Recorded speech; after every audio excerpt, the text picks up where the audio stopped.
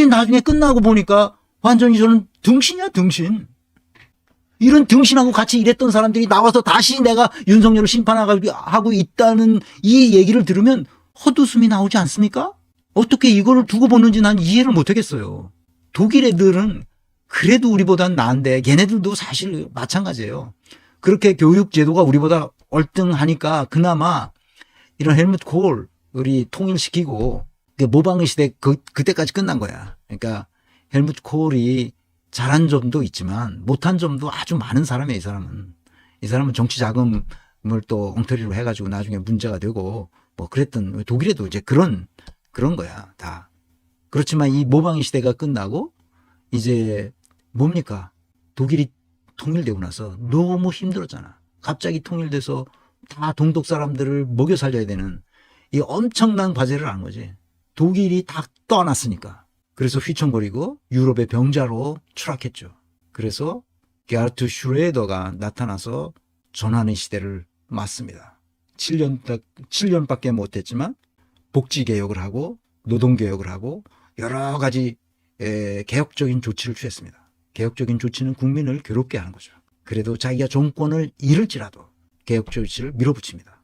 그래서 개혁이 비판하는 사람들은 많지만 내가 보기엔 개혁이 잘 됐어요. 그래서 독일이 다시 살아나기 시작하죠. 그 살아난 그 과실을 앙겔라 메르켈이 다 취합니다. 앙겔라 메르켈을 충성하는 사람들이 많지만 그러나 앙겔라 메르켈도 잘못한 것이 한두 가지가 아니에요. 뭘 잘못했느냐? 이 전환의 시대에 슈레더가 다 하지 못한 것을 마저 했었어야 되는데 마저 하지 못한 거죠. 그리고 창조의 시대에 들어가서 마땅히 했었어야 할 일도 못한 것이 한두 가지가 아닙니다. 그것은 뭐냐?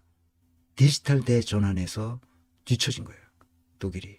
그건 메르켈 시대에 했었어야 할 건데 못한 거죠. 그건 메르켈이 책임이에요. 그래서 지금 헤매고 있는 겁니다. 더군다나 우크라이나 전쟁까지 나서 에너지 때문에 엄청 고통을 지금 당하고 있습니다. 그러나 이런 고통은 독일 사람들에게는 보통 일이 아니에요. 그냥 보통 일이었어요. 늘 고통을 당했어요. 좋았던 시절은 잠깐이고 그 고통의 시대를 늘 거쳤어요. 근데 걱정할 것이 없는 것이 그것을 항상 극복해요. 얘네들은. 왜? 시스템이 극복할 수 있는 시스템을 만들었기 때문에 그렇죠. 이제 우리는 그러면 누구를 시켜야 되냐? 우리에게 남은 게 누구냐 도대체? 이명박, 박근혜, 문재인, 윤석열 이 허바리 같은 사람들 말고 남아있는 게 누구냐? 이재명 한 명이라는 거야. 이재명 한 명.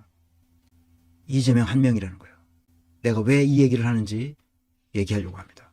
문재인과 이낙연이 주도한 민주당의 실태는 서계차경의 세계로 보자면 이렇습니다. 내 책에 간단하게 설명해 놨습니다. 우리 사회는 서열화하고 계급화하고 차별하고 경쟁하는 서계차경의 세계로 모든 것이 구조화되어 있습니다. 이 경쟁을 뚫고 기득권의 세계로 올라가는 사람만이 인간적인 삶을 살 수 있고 나머지는 그렇지 못한 거예요. 그래서 치열한 경쟁을 해야 됩니다. 경쟁하면 온갖 추잡한 권모술수가 일어납니다. 이낙연이 하는 꼴이 바로 그 추잡한 권모술수를 쓰다가 그것이 발각되어서 지금 저 비참한 꼴을 당하고 있는 겁니다. 소장님의 흥분과 샤우팅을 멈출 지민 비민이 잼 13몰빵을 드려야 합니다. 13몰빵이라는 게 생겼군요. 네. 여기서 넘어서면 허가받은 범죄 집단이 있습니다. 허가받은 범죄 집단이 재벌, 언론, 학계에 줄을 대서 그들과 함께 뭘 만들어냅니까? 대형 교회와 사이비 무당들 이런 놈들과 협작을 하죠. 그래서 기득권 세력으로 올라갑니다. 기득권 세력으로 올라가면 그들에게는 돈과 권력과 명예가 따라오죠. 그래서 그거를 따라해요, 사람들이. 그들이 하는 짓을 따라합니다. 그렇게 해야만 살 수 있다고 생각하는 거죠. 이따 만나님, 몰빵만이, 압도적 몰빵만이 나라 구합니다. 파이팅. 네. 감사합니다. 국가적 대전환을 하지 않았기 때문에 이런 꼴을 당하는 거야. 이 흡혈귀들만 기득권 세계에 안주하면서 이 나머지 중간 계층, 윤석열 같은 애들을 데리고 어떻게든지 빨대를 꽂으려고 하는 거죠. 빨대를 꽂으려고 청담동 술판도 벌어진 것이고 지금도 끊임없이 어디다 빨대를 꽂으려고 하고 있죠. 이게 문재인과 이낙연이 주도한 민주당의 실태였어요. 정치하는 애들도 똑같습니다. 지금 142명이 남아있어요. 민주당에. 나간 사람들 빼고 현재 141명이 남아있습니다. 그 중에 100명은 사실 친문 세력이에요. 그 사실을 알면 알수록 황당무계한 일이 벌어집니다. 왜 이재명이 아무 소리 못하고 투쟁할 수밖에 없는지. 아무 소리 못하고 투쟁한다는 게 무슨 얘기야? 단식 투쟁밖에 할 수 없는 거야. 아무 소리 안 하고 몸으로 투쟁하는 거예요. 친문 세력과. 문재인이 주도한, 이낙연이 주도한 민주당의 실태는 무의도식하는 거였어요. 정치인은 아무것도 하지 않음으로써 국민을 억압하고 착취해 왔습니다. 검찰개혁, 사법개혁, 언론개혁, 정치개혁, 교육개혁, 재벌개혁, 노동개혁, 국토개혁, 민생개혁 아무것도 안 하지 않았습니다. 아무것도 하지 않고 무의도식함으로써 국민을 억압하고 착취했습니다. 흡혈귀들에게 빨대를 계속 공급해주고 있었던 거죠.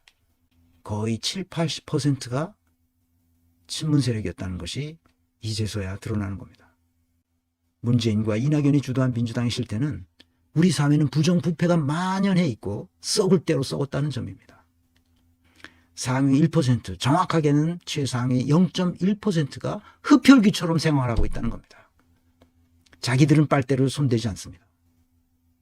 그 중간 보스들에게 빨대를 꽂으라고 명령하고 그 빨대를 꽂아주는 게 중간 보스들이죠. 놀랍게도 민주당의 일부 수박들, 내가 일부 수박들이라고 하는데 사실 대부분의 수박들입니다. 특히 친문 세력이 이 현상에 가담하고 있다는 점, 이제 알려진 거죠. 더 놀랍게 대부분의 민주당 의원들과 시민들은 이 사실을 모르고 있다는 점. 그래서 문재인 정부 시절 지난 10년을 돌아다 보면 사법체계는 완전히 거꾸로 갔습니다. 우리가 독일을 따라가야 되는데 독일은커녕 우리는 거꾸로 갔어요. 신뢰도가 10%포인트나 추락했어요. 문재인 시절에 그랬단 말입니다.